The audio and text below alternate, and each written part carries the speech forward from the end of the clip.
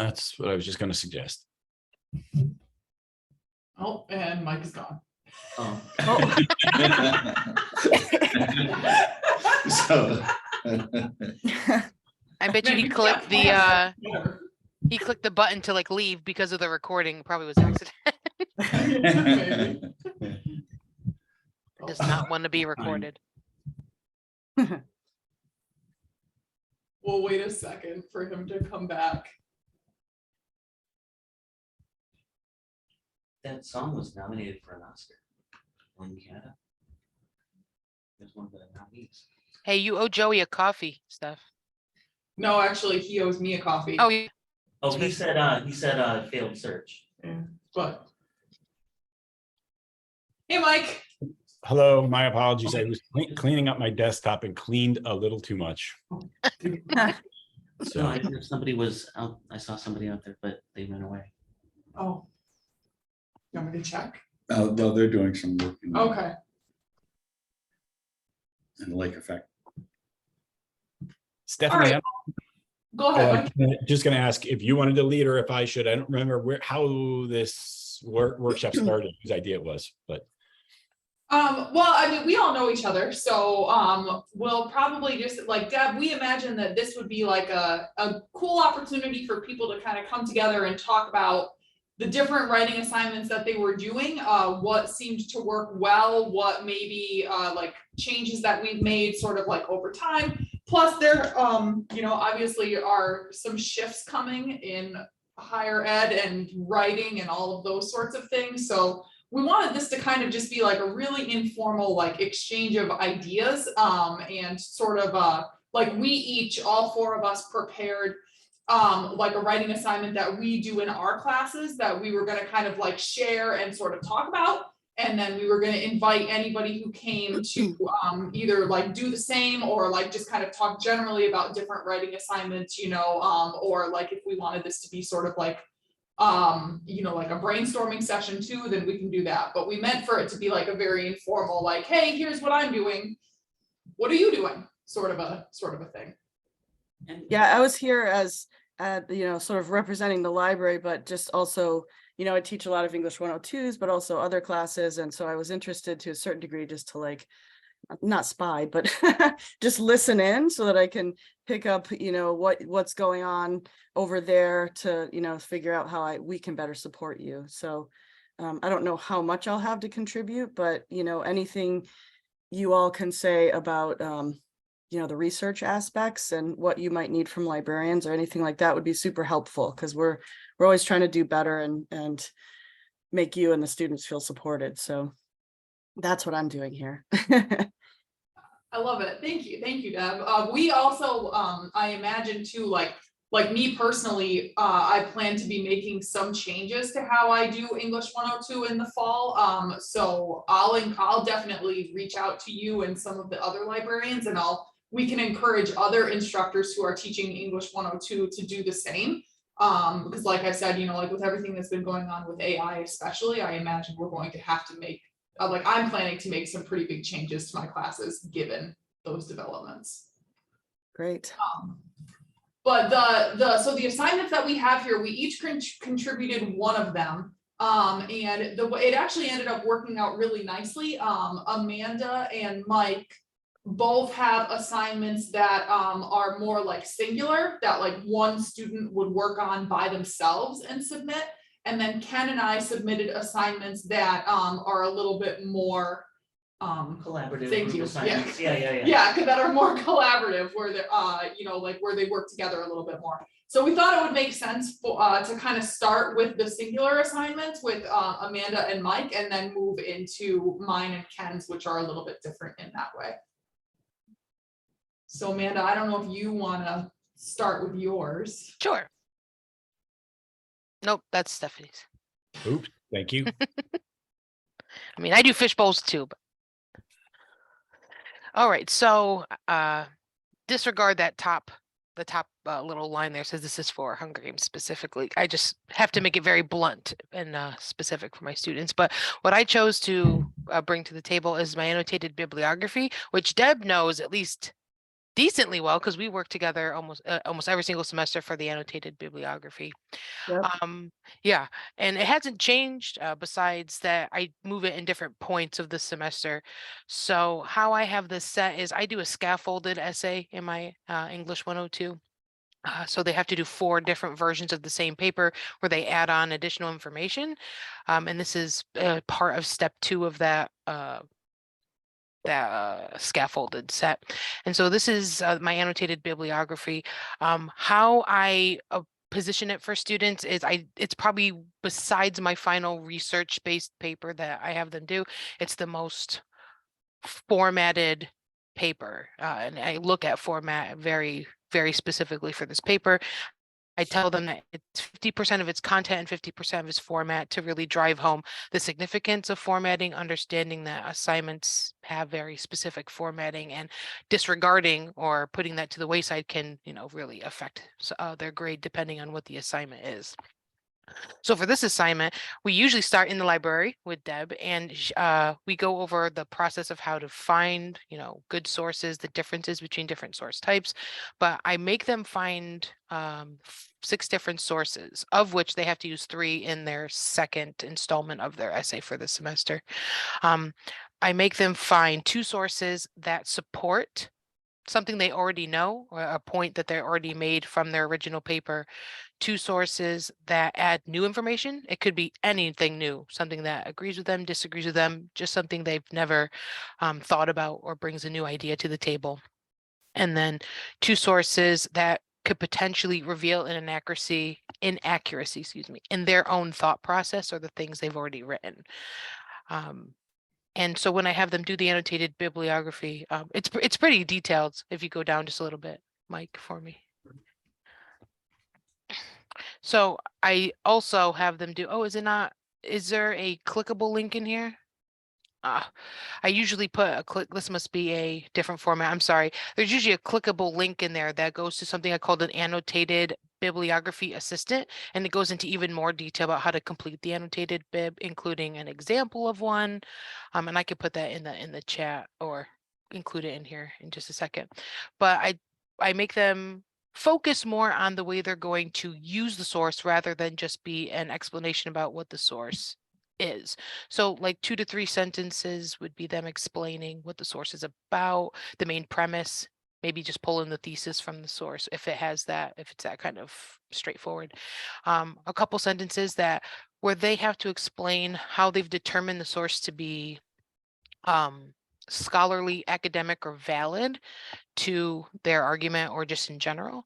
This is actually the part that the students struggle with the most. If I were to say, they have a really hard time disseminating what makes sources valid or what makes them scholarly. And so that's what we spend at least the most time in class kind of discussing. And then the bottom part is they have to explain to me explicitly. They can't just say, this is going to be used to help my thesis. They have to explain explicitly how the source is going to support their essay in what way they feel specifically it will do so. And sometimes they'll come across ones that won't support it, and I let them use those within reason. Obviously, I don't want 6 that won't work. That just doesn't help them. If they come across 1 or 2 sources that they feel won't work, I also tell them to include it because it's good to know why things won't work just as much as why things do work in their papers. And then we talk about obviously using that as a counter argument fodder potentially in their paper once we get to that stage. I think that's, and so I have a very specific way that I have them format it. I could have swore I put the link in here. I can add it quickly, but while I'm doing that, any questions about it? Any comments about the assignment in general? I have a question that came up, but it's maybe I should wait until the end because it's more general for all of you. So I think I'll hold off. Okay. I'll just add, like, while you're looking, Amanda, I do like this. So in my English 102 classes, I do like a scaffolded writing assignment with a bunch of different pieces and parts. And I do this assignment as well in there. It's the second thing that I have them do that's part of this larger scaffold. And it is by far the most challenging piece of the whole thing I have found. Like, most of my students struggle with this more than almost any other part. which I think is really interesting, because they all like tell me when they come in, right, even if they're all freshmen, and Ken, I'd be interested to hear what you noticed too. Like, even if they're all freshmen, they say like, oh yeah, like, we talk about information credibility in high school, like, yeah, like, we know, we found sources for things before, like in high school. But I think what they all say is that like that process is so guided that having to like do it like this more on their own, it's still guided, but like they have so much more flexibility and so many more choices. I feel like they struggle really hard with this one in my classes. What do you notice? I agree that they have a lot of trouble distinguishing, between quality sources regardless of the format, where I'll get, easyhealthinfoforyou.com. And like, why do I care about this 100-word article on easyhealthinfoforyou.com? Why do I care? Like, I want the actual study or even like the Mayo Clinic or something, like something reputable, but I'll get all these websites that are clearly clickbait and meaningless. And they'll say, but it says it right there. Like, Yeah. Yeah, Yeah. like that's probably one of the most difficult. Oh, sorry, Mike, you can go. That's okay, go ahead. I think that's one of the most difficult things. They have to determine what is and is not a good source. They're so used to, I think, in the K through 12 being given good sources, like they're given their textbooks, they're given kind of sources to use whenever they need to, if and when. I don't know at what extent they do. And so I think they don't understand what it means to have something scholarly or academic or valid or valuable in certain realms. Like I do dystopian narratives in my 102, so there is some wiggle room to use some more pop culture texts, some more pop culture, like websites or things like that. So we do talk about aim and specificity and knowing your audience and what you need to use. Like you can use that for this paper, but maybe not for a psychology paper. It wouldn't be, applicable or useful. it's what I find really. I'm sorry. Go ahead, Mike. No, that's okay, go ahead. What I find really challenging about it is we've all learned all of the million exclusionary rules. Like if you're writing a story about LeBron James, then you can use Sports Illustrated, even though it's just a magazine and it's not a peer-reviewed journal. It's Sports Illustrated. So it's hard to explain to them all of the 8 million exceptions that we face, because we all learn them, but it's hard to get that to the students. Yeah, Ken, actually, I was going to invoke your language, or what I recall as your language. I think you've described this in the past as like the flatness of the media. For that. I think I heard that somewhere. I can't take full credit, but yeah, like every website looks as credible as anything else. Yeah. Yep. I think that's really true. And I think it is one of the things you really struggle with in English 102. And honestly, I do with upper division students too. I think that they have a hard time perceiving the difference between, language that they find online in anything. And I do, like you, Ken, I refer them, I say, oh, back when I was your age, this was a lot easier. Things looked different or more different than they do now. But they really do have a hard time kind of imagining who the text is aimed at, what kinds of rules apply about citation, unwritten rules apply about citation, or about who will find it a credible and or convincing kind of a source. I think that's really true. Yeah, That's and to like obvious- go back. oh, Oh, sorry. so sorry. Go ahead, Deb. No, I was just gonna sort of tag in and say, that's obviously a huge concern for the librarians. We're trying to teach information literacy, and we have so little time with the students in the classroom. So we're always trying to figure out creative ways to like get those points in there. I'm wondering if any of you direct your students to some of the library guides that we have created for that stuff, because we do actually have library guides on credible sources, stuff like citation guides and subject guides, and how to do an annotated bibliography. Do any of you put that in your syllabus or link those anywhere? Because I think those are a great resource. Yeah, I have them linked. Oh, good. Yeah.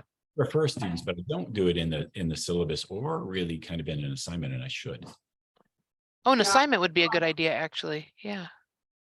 Yeah, just another place to tag them in, because we're always, concerned about those credible sources. And, I've definitely had people come up to me at the reference desk and they're trying to do an English 102 paper and they're like, can you help me cite this source? And it's literally like a a cheating website that they wanted to cite a paper they found. And I was like, oh, no, this isn't a real source, and they were kind of arguing back with me, not understanding why it wasn't a real source. So it's like a constant source of stress for us too. We're trying to figure out how to educate them on that. So we do have some good guides. Like, of course it's a source. Here, I'll give you the link. Right, exactly. They're like, well, it's written right here. I'm like, but that's someone else's paper. You can't cite another college student's paper who uploaded it to the internet, Yeah. So Yeah. And I always want to resist, though I think it's dangerous. I want to resist not complicating, I want to resist replicating any of the flatness. I want to say, like, all text is at least potentially, theoretically worth citing. Like, you may want to know what some other college student is saying. You may want to know the conventional wisdom about whatever. And so Wikipedia might be a good site. But it will kind of depend on what you want to do with it. You know what I mean? And who the audience is and what the purpose of the text is. So. One of the other problems along these lines is when I was in grad school, they started calling out the remix culture, where I guess scholarly papers are kind of a remix in some form or fashion, but because of the digital things, everything has evolved so much, and the people, because now information is supposed to be free, and paying for news is like, what? It's become a lot different in terms of how the students perceive how they're allowed to mix up and use and change information. So I think that's part of it. I can see a student not understanding why they can't just copy paste the Amazon description for the book, into an annotated bibliography. Like, this is a summary of the book. It's literally a summary of the book. Like, but you can't do that. Yeah, like to go back to what Stephanie was saying, I also encounter that this is the most difficult assignment my students engage with. The one they have the hardest time with, the one, and which ironically, we've talked about this before, Stephanie, it's very interesting because to us, for example, it's seemingly very straightforward. Read the articles, explain what they're about, offer some explanation, but I feel like a lot of students have a really hard time with active reading skills, which I know we've talked about before, being able to retain or understand the information that they're getting, and then therefore being able to turn around and apply it to their own thoughts. Because I feel like a lot of times my students will tell me that they've never written papers where they're coming up with like brand new information or new insights or new ideas. Their analytical processes just aren't, I think, often where 102 instructors and beyond kind of want them to be or think that they should be. Yeah, I agree with that. I think in other kinds of writing that they've perhaps done before, it's, summarize this, you know what I mean? Which is a really good, like, you need to know how to summarize. It's a good skill. But like, once you get to college, your teachers are going to be asking you to like come up with your thoughts and your ideas about things, and then find stuff out there that either goes with your thoughts and your ideas or doesn't, right? And I think that part, like for my students especially, that's the really hard part, right? Because I make them write to me about like their ideas first, right? Or like I make them just write very informally about their topic first, and then they have to use that and like go find sources that connect to those ideas, right? So it's like you're literally starting with yourself and what you know, and then finding more information to back it up. And they just have a really hard time with that. Yeah, exactly. Because like I do the exact same thing. When I ask them, their first essay they have to write is, what do they think a dystopia is? They can't use any sources. They can't go to the internet. They have to just kind of, based on the stuff we've talked about and what their own ideas are. And again, they have a really hard time with that, making the connection with research afterwards. The pitfall, I'm sorry, Mike, go ahead. No, go ahead. You go ahead. I'm saying, because everything is so different, today the students can just Google like the death penalty is bad, and they'll get 20 articles with the title "The Death Penalty is Bad," instead of in the olden days, like we'd read a bunch of articles about it and form our own thoughts. So the Google allows them to just find specifically, instead of doing the pre-writing like you're saying, Stephanie, allows them to just find the people who agree with what they said and just paste in what the other people said. Yes, totally, totally.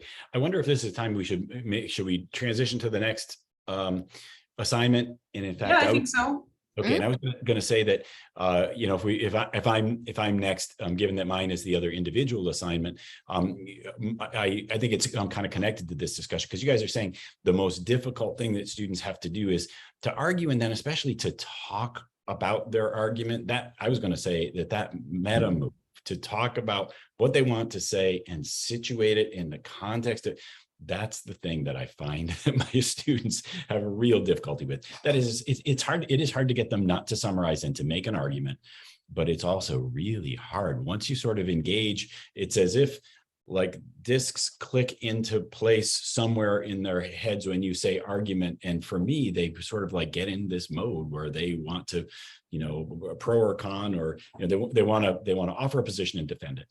And I think they have trouble taking a step back and thinking it more slowly, thinking about how they might take a position and why. And so anyway, that I say that because that's, I'll kind of describe the context of my course in order to get to this assignment, which I think I've tried to do as a way to occupy something of the space in between those, that is between the argument and this sort of moment when we might kind of think about it in the abstract.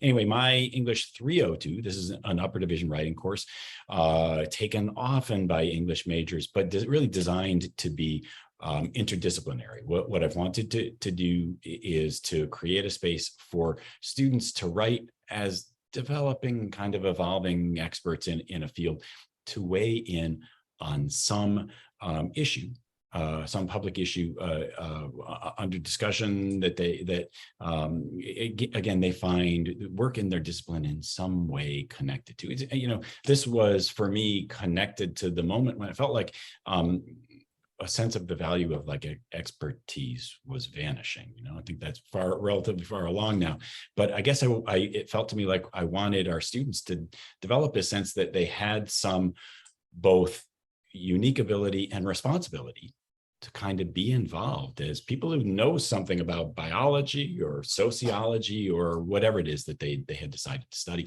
and to sort of weigh in on public discourse.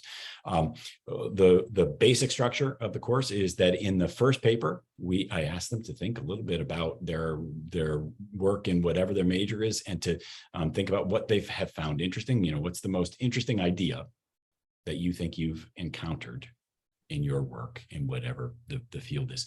The second is to begin to think about some argument that they might want to make, that, you know, at least if possible, so some students have trouble doing this, but at least if possible, grows out of that kind of disciplinary experience or expertise or professional life. So that, for example, lots of education majors lately write about school shootings and their anxiety about kind of going into a classroom, and their worries about their students. So again, they weigh in on public issues sort of related in some way to the field. So in that second paper, that's the meta paper. It's where they do what I think of as a sort of a combined review of the literature, and then also like prospectus. And I invoke those two academic genres sort of explicitly. I ask them to basically take the measure of this public discussion, what's been said about it, right? And to find 3 or 4 voices somewhere. They can be voices from social media, they can be op-eds, they can be websites, and I'm not necessarily looking for what we think of as certainly not academic sources here, but then also to find a couple of academic sources from their majors that speak to either you know, statistical evidence, or especially with concepts that speak to this issue. Right, that's sort of the second paper. That's where they really have trouble not going ahead and simply making the argument. No matter, I talk about it till I'm blue in the face. I feel confident that students understand, and then each semester I do. I find that some significant number, at least half typically, largely go ahead and make this argument. They can't resist the reflex to sort of like jump in, as opposed to kind of stepping back. The third paper is they choose some venue, some magazine or newspaper or website or some place in which to publish this thing. Actually go and like consult the How to Pitch page and find out what it would really mean to submit to this publication, and then make this argument sort of in a kind of public, in this particular kind of public context. The last piece in the course then is some like digital version. I asked them to think about other digital multimedia ways. Lots of people think about podcasts, for example, ways in which they might then make this argument, not in terms of text, on a page or on a website, but in some other sense. So anyway, the thing that I've found myself having unexpected sort of difficulty with, and in part, I think it has to do with that sort of their difficulties talking about the difficulties negotiating the space between making the argument and kind of talking about it. They have a lot of trouble bringing their own experience to bear on the argument. It's as if they, and I think it's the main, and essentially op-ed writing, it's kind of the main thing. I've had this experience, right? And it's connected to this issue that we've begun to sort of debate publicly. You should know that, right? In my experience, it's one of the things that they can talk about with great kind of authority. They have real trouble doing that. They tend to have they tend to choose things to write about that are connected to their lives properly, predictably. That's the right thing. But then they also have trouble like articulating that connection and making that experience work as evidence, kind of work as a justify this position that they want to take. So anyway, I thought that somewhere, I think just after I asked them to do that combined prospectus and review of the literature, I will ask them actually to tell me about this story. To tell me you've decided that you're going to write about gun control or about I don't know, free college for all or whatever. Tell me why, kind of on the basis of your own experience, right? That seems like a topic that you feel like you can weigh in on and that matters to you. So anyway, you can see the assignment that I've put together, and it says draft all over it again. This is an assignment not that I've used with success, but that I think I'm going to use next time I teach this course. I cite a couple of essays and pieces that we read and How to Pitch pages that suggest that personal writing and experience are really important, kind of when you make this sort of an argument, and then give them some examples, right? And then ask some examples of the kinds of things that they might consider, and then ask them to explore the experiences and their own experiences and the potential significance of those experiences for the topic as thoroughly as you can. What does your experience allow you to know about the topic? What participants in the discussion would likely be sympathetic to your experience? That's my soft way of getting them ready for the literature review piece. To what extent might recounting your experience help establish your authority to make the argument you do, and why? And I think there are a number of reasons that a number of different ways in which one's experience, right, might lend credibility to the position that they want to take, or to the sense of like ethos of the writer. But really, what I want them to do is to sort of like articulate, kind of rehearse and practice this sense of how they might tell this story sort of effectively in the piece. So this is not a big assignment. It's not like, well, it'll be a sort of small and relatively informal piece. I'm not sure how I'll grade it yet. What sort of, I'm sure I'll grade it formally, but I probably won't give it a really significant piece of the sort of larger final grade. But I'm hoping that it will help sort of bridge this gap kind of in the course. So that's it. I have a question about your assignment, Mike. Okay. I'm curious. I wonder. It's not a criticism. Some of those stories, I'm guessing, would be pretty harrowing and personal. like what So I guess I'm just saying that because I would be afraid of, like, I'm not trying to make the students bummed out. I'm not trying, I always tell the students, I don't want to know if it's too personal or weird. I'm not asking for your personal, I know you're not either, but I'm just interested in the, like, that could be a really awesome assignment, but also like, for me, when I was that age, I don't know if I'd write about anything. I don't think I'd give you an awesome piece, because I don't know. I don't know if I'd share, and it's, you know what I mean? It's not your fault. Okay. Well, that's a really interesting observation, and one I should sort of like. That is, whenever I, almost with every assignment, I do some kind of conference at the beginning, and I would encourage students not to write about something that they didn't want to kind of share publicly. To think yeah, sure. would be part of the issue, right? What sort of dimension of private experience, right, would it be useful, and would you be willing to sort of contribute to public discourse? But yes, I would. Might be good to flag that kind of in this assignment. I'm sure you would say it verbally, and I'm sure you wouldn't make them uncomfortable. Mm-hmm. Yeah, but a sensible worry. Yes. Yeah, I think it's a good point, because I do their whole analytical essay in my English 102 class is based on their own personal lives, like their personal experience. And, you know, it's the same kind of thing, right? Like telling them at the beginning, like, pick whatever you want, right? Like, as long as it falls under this umbrella of the assignment, but like, you should know as the semester progresses, like, I am not going to be the only one who's reading this, right? Like, they do in-class workshops where they share with each other, you know, at the end of the semester, they present to each other. So I think, you know, I found that my students especially, and this is going to be one of the things that I continue to do, like in the fall especially, is focus on like students as humans and as selves with their individual unique ideas and reflection and things like that, because I think that's going to be one of the biggest ways to sort of challenge students from just using ChatGPT for everything.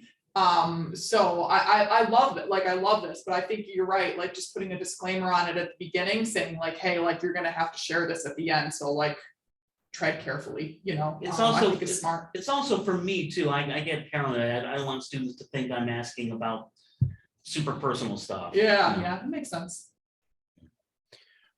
I'll say that I always say that, Stephanie, that's always the excuse that I use. That is, if this is something, there's always the asterisk. If this is something that you won't want to share, recognize that we will do workshop.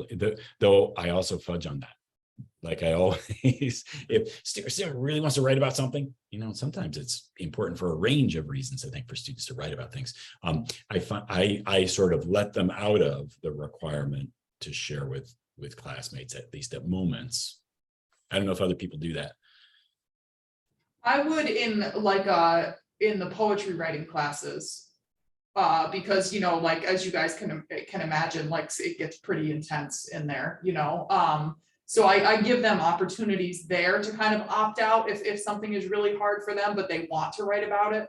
But for like English composition, like, I think that they have so many and like, we do like brainstorming in class, and kind of like I give them opportunities to sort of explore lots of choices, right? And then because I do think it's important for them to go through that whole process, right? In English 102 anyway. In other classes, certainly I think that you can opt out. Yeah. That's interesting, Stephanie, because I guess it hadn't occurred to me that poetry, like a poetry class, might be more focused on personal, deep, you know, like the playwriting it's still deep, but I very seldom get the same kind of thing that you might get, where it's serious stuff going on. I hadn't thought about that. It's an intense, the 300 level class especially is a very intense ride usually. So we usually spend like the first little bit in the semester kind of talking, like I share all the readings with them ahead of time so that they can look through them all and make sure that they personally will be okay even going to the different spaces that we're going to go to, right? But yeah, that one usually turns into a pretty interesting I experience. wonder what it is about poetry. It's different. You know, in a way, I'd almost have thought the opposite, though. That is that in a poetry class, I would almost like expect that there would likely be this, you know, sort of confessional sharing of experience, where it would be less necessarily the expectation in a 102 or 302. At least on the, I don't know, that's my reflex to think. I was going to say, Stephanie, at the level of AI, have you fooled around much with, like shifting to the personal to kind of narrative? Again, we could rely on students' senses that there's something useful about this opportunity to sort of share as a human being. Though one of the things I have been struck by with ChatGPT is its ability to construct personal narrative. Like it's pretty good at memoir. Yeah, no, I think my approach is going to be more like, like I really want my English 102 class in the fall to kind of focus on like the ethics behind it, right? And say like, yes, certainly, like you could ask AI to write you a personal essay, or you could ask AI to like do a reflection for you. But I want to try to teach them that like it might be more appropriate to use it for some things, but like, listen, if you're going to take yourself out of it, then like what are you doing here? I suppose, right? Like that, like to kind of pick and choose like where it might be more appropriate or less appropriate, and then really think about like, okay, like how can you still learn and you still benefit from this whole experience, even though yes, certainly it could do it all for you, but like, where are you in this is where I'm going to try to approach it from a more ethical standpoint. I think it's going to be an interesting experiment. Well, that's a deep thought, because how do we use machines ethically? Like a washing machine, it seems ethical to me to use the machine to free myself up for other activities, but I'm missing out on the exercise, the hand grip strength.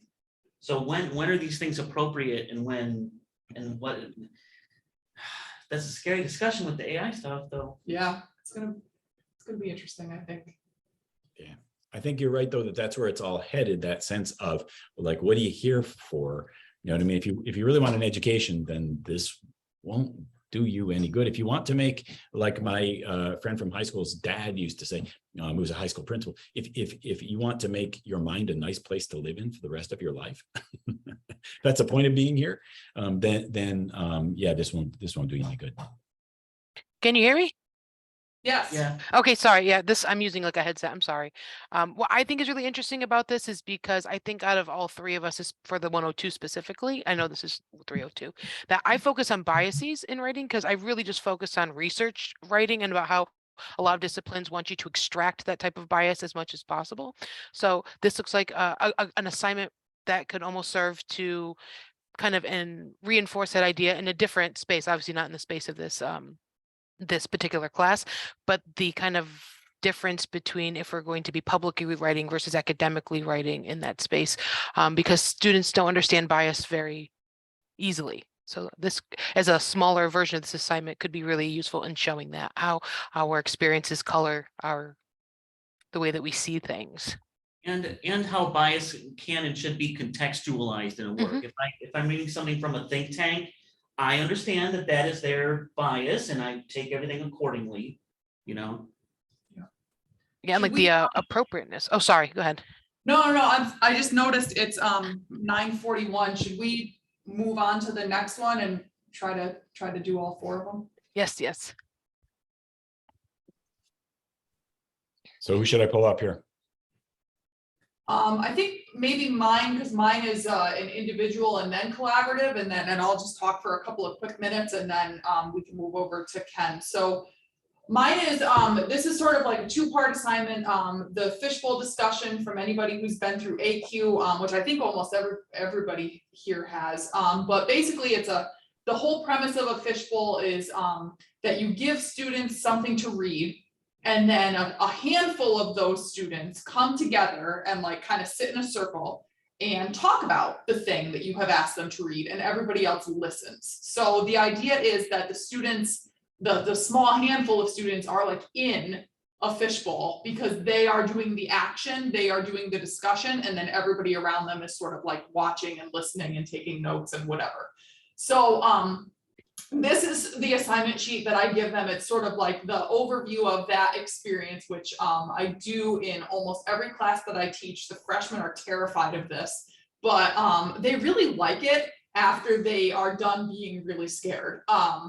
So it's got a couple of parts, and this is basically just like the boring stuff, I tell them how it's graded. If a student is in the fishbowl, and I give them, because they're freshmen and they're scared, I give them advance notice, like I make a schedule so they know who is in the fishbowl. When we initially went through the AQ course, it was suggested that this is most effective if you don't tell them who's in it, so that everybody is preparing as though they are. I did that twice, and they were just so scared that I think their fear eliminated some of the practical, like some of the goodness from this assignment. So for the freshmen, I tell them who is in the fishbowl so that they are not freaking out. So I basically grade them on like how prepared they are for it. So, and that's interpreted as the notes that they take for the assignment, and then how they contribute during the actual discussion.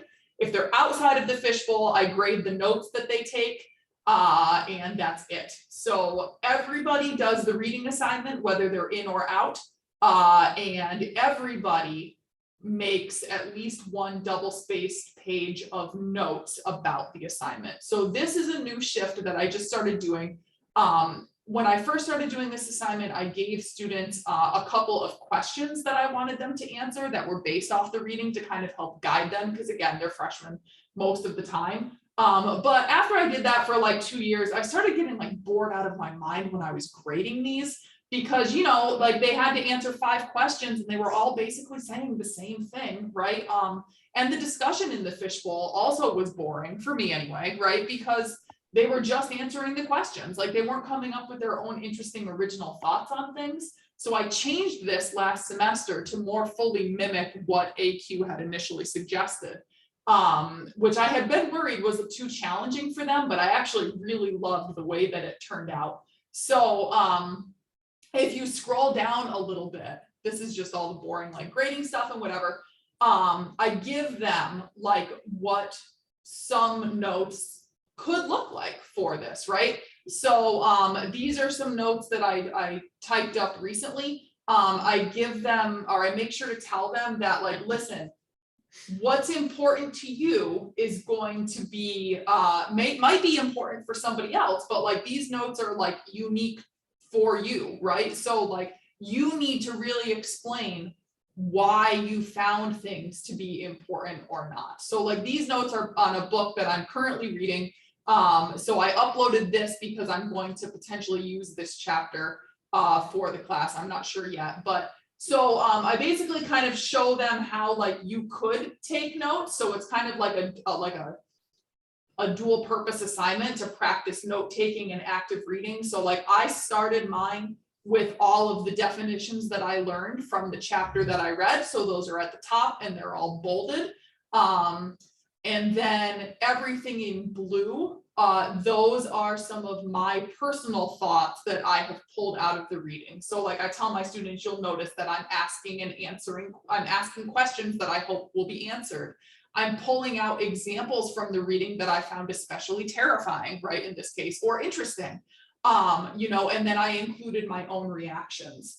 I also wrote down like, oh, okay, like in the reading, they mentioned this one book, right? I thought that book looked really fascinating. So I made a note to myself to like look into this, right? Like this could be like future reading to learn more about this, you know, whatever. So I tell them that they can, you know, like this is just kind of like an outline, right?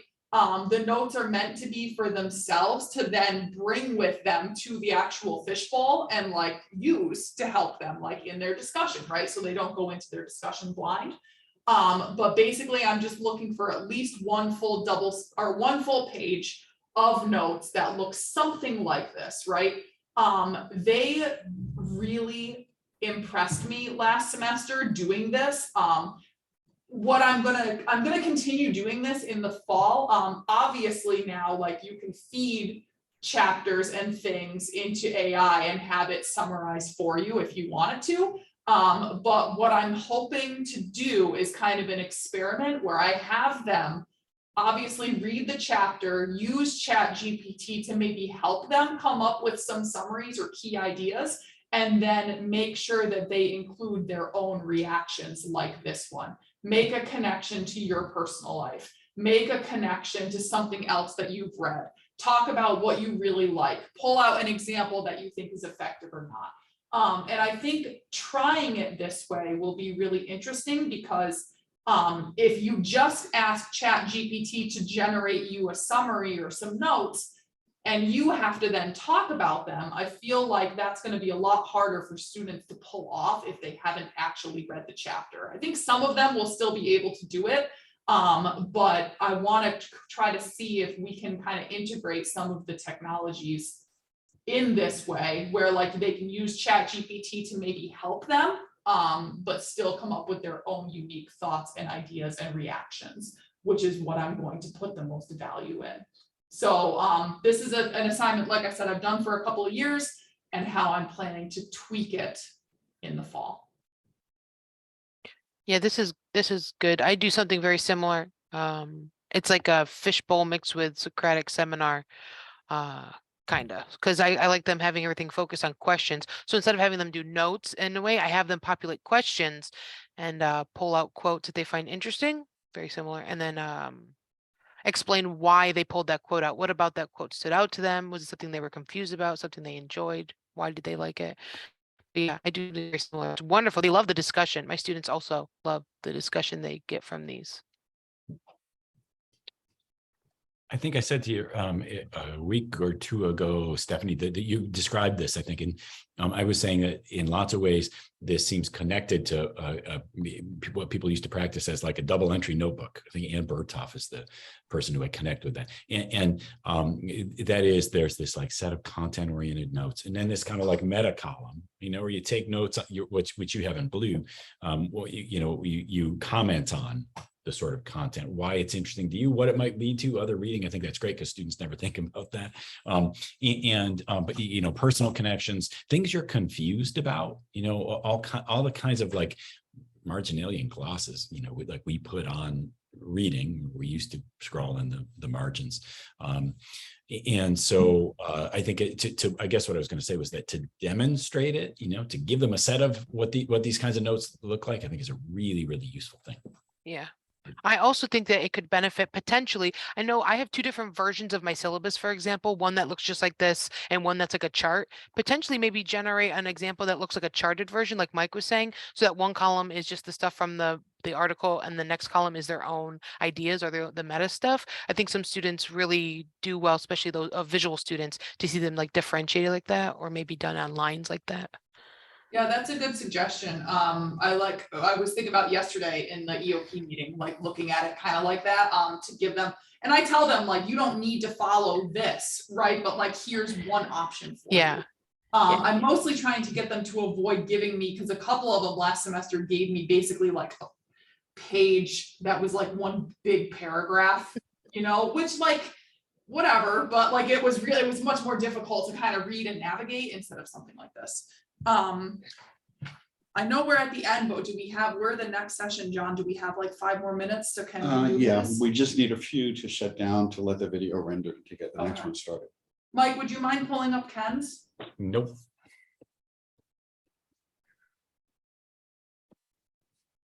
I'm sorry to disappoint after all this wonderful scholarly stuff.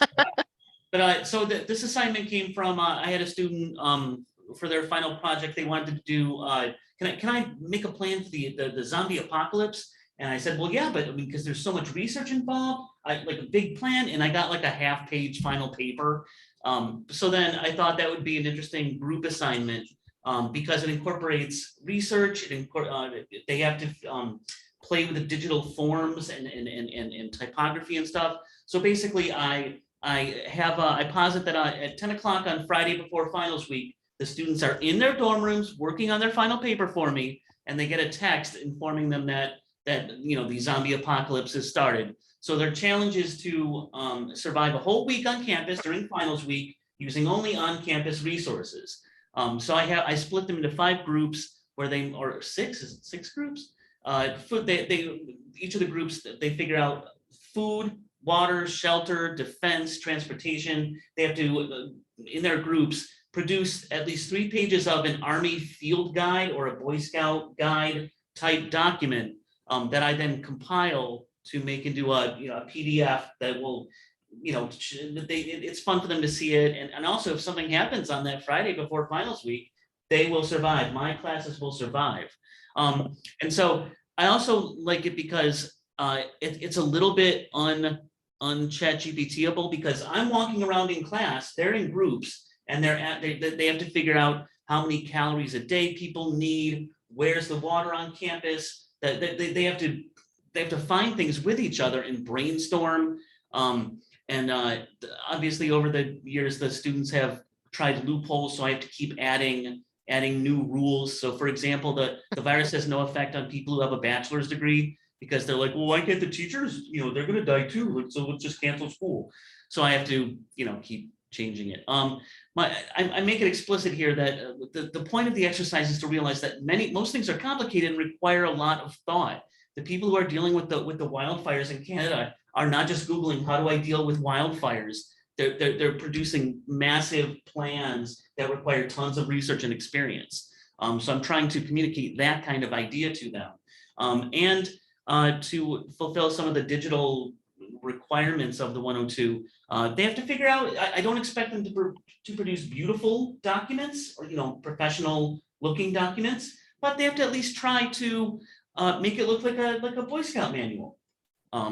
To some extent, that they just have to try on that part. And most importantly, at the end of the document, I just have them upload a one-page reflection on what they contributed, because to hold them accountable for the students who don't. It also gives the students ability to play to their strengths. If they're a graphic designer, they might focus on that aspect, whatever it is. So that's my assignment. I do have to like refine it and keep adding rules and give them more examples and stuff like that. But that's my assignment. It's also a little fun, I guess. I think I've helped students find Army field manuals. Good. Come to the research help desk for questions about this. Again, it doesn't have to be the Army. The point is that it's a manual that, that's simply written, very clear. If you're running from a zombie, you can just flip to page 5 and see what to do. You've seen no zombies so far, though, Deb? I've That seen approach by the no zombies. zombies, no? No zombies yet. Close, but I like that it's broken up, like that each group has like its own specific focus. Like, I think that is a really good way to do it. So that they might have to potentially think about what the other groups are saying or not saying, yes. like I like that idea a lot. They have to collaborate. Where are they going to stay? Let's commandeer Onondaga. Well, how do we get everybody out of Onondaga? And the food people can't figure out what they're going to do until they figure out where they're going to stay. It's a whole thing. Yeah. Sometimes the students, one group like decided they'd rig the elevators, so if the zombies got in, it would like go to the top and then just drop. Like, so they had like fun, creative ideas. It's all in good fun. Yeah, almost works. Oh, sorry. Go ahead, Mike. I was just going to ask, did you say this was a final assignment or near the end of the semester? No. I just have the conceit. I wrote a story to begin the final journal. It just posits, look, you have to get through finals week. It's in the middle of the semester. How are we going to get through finals week during the zombie apocalypse together? It almost works like a spin on a jigsaw assignment in a very different way, a much more expanded way, where each group is responsible for one specific aspect, and they're kind of teaching the other groups about that one specific aspect. It's good. Well, I think we're just about at the end of the hour, but Deb, if you would like to chat more, then we would be very happy to. I have another meeting to go to at 10, so I can't chat today, but this was actually really helpful and super interesting just to hear what you all are doing. And I'm always thinking about ways to support you. I did put a couple of links in the chat to a couple of guides that we have that were related to what we were talking about or what you were talking about, annotated bibliographies and source evaluation. One of the ideas I've had for a while, real quick, is that to build a depository of assignments to make it easier for the librarians to to know what other teachers want and stuff. Yeah, super helpful.